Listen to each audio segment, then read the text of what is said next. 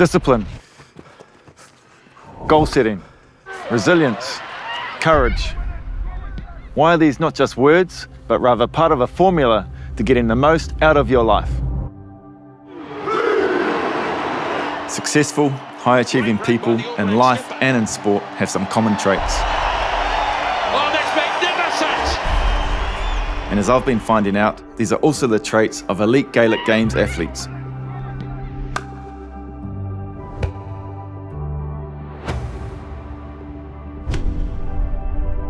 What amazes me is these athletes are amateurs juggling life, work and sport.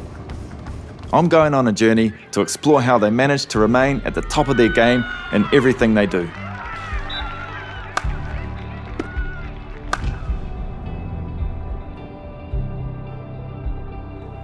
Yeah, how long have you been at SNA, mate? Since 2019, so I've been at it quite a while.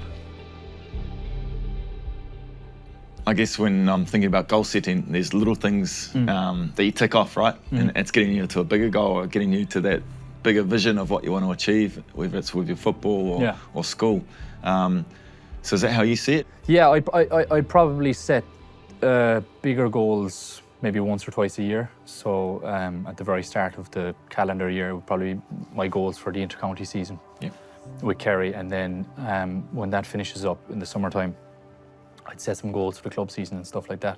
But all the little things that I would jot down every single day would probably lead me to get better, I think, day to day. And then it's kind of a rollover effect then. You know, you think the more structured you are, the less time you have to enjoy yourself and maybe have that free time, but you actually gain time. If you're struggling with that time management, actually write things down, tick them off, and it's a real visual thing that can help you. Would you have set similar goals? There's a big goal that I'll have for that season or that year that will be forefront of my mind, right? It's little things. There's small things that you can do in your day-to-day life that are going to get you to that bigger picture. And so working on those, and that's all I need to focus on. No point focusing on the end goal. Because if you start doing that and you're maybe not there or you get there too early, then you're going to get complacent or you're going to lose a bit of the motivation if you feel like you're too far away. It's a bit tight. Okay, step up.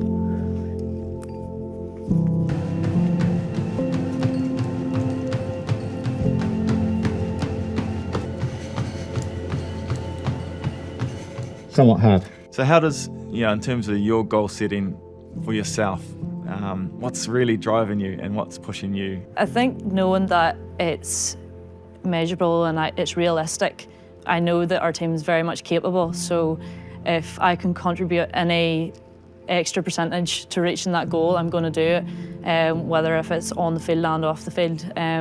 So obviously setting really small goals, and then once you attain them, it means a lot. So I think going the extra mile in terms of your recovery and your performance and making the most of your matches or your training sessions really does play a huge part.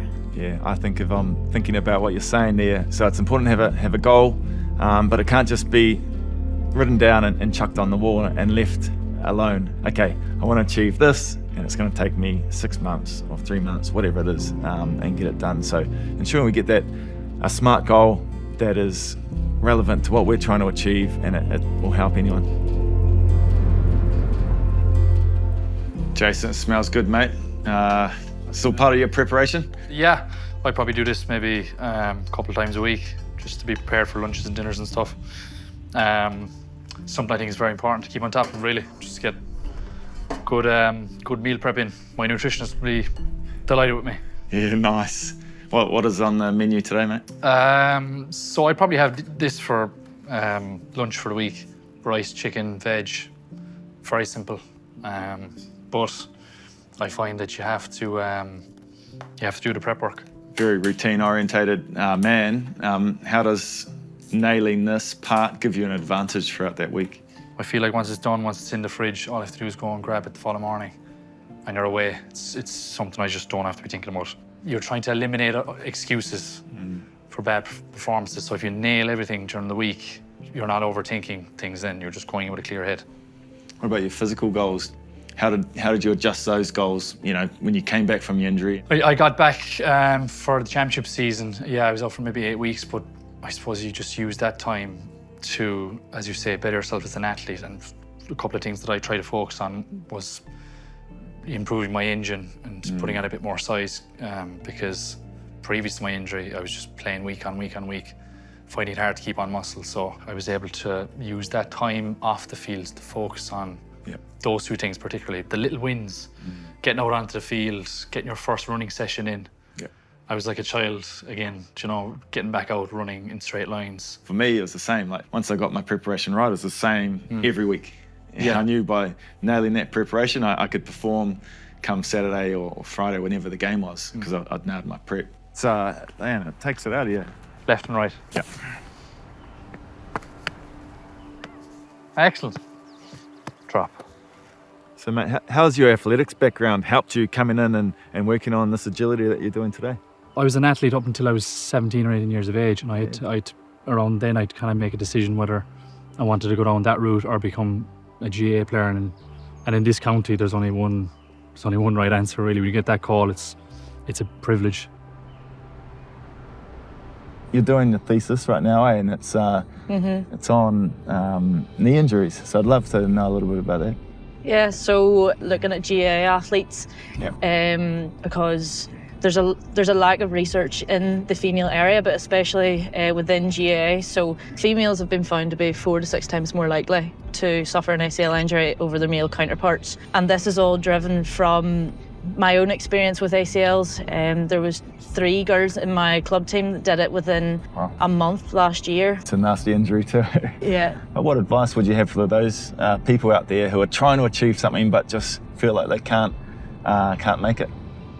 My biggest takeaway would probably be making sacrifices. I know a lot of people say that they don't have the time to achieve their goals, but a lot of that comes with sacrifice and giving yourself the time and setting these goals and setting these deadlines so that they can achieve. Do you find too, like, so sacrifice kind of maybe leans towards a negative connotation in some ways, but it's a choice, right? Like you make that choice to, you know, to drive, you make that choice to maybe not go out with your friends that day because you prioritise your recovery.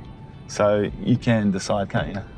If you think of the long-term goal, it's going to play a huge factor within professional sport or whatever it is in an individual's life. You know, you can see the love and how much it means to you guys, and that's what we tried to keep, you know, when even representing our countries and being paid for it. Being retired from my sport, right? Like, that's the thing I miss. I just miss that camaraderie of heading into training and having a laugh, sharing a joke with your mates. Yeah, at the end of the day, like, it is for the love of the sport, and I know you're going out there and you're representing your country in your aspect, and I'm representing my club and county. But at the end of the day, like, you're still going out, you're going around the pitch, you're kicking the ball, I'm going out with a hurl and a ball in my hand, and I'm going out and playing a game with my mates.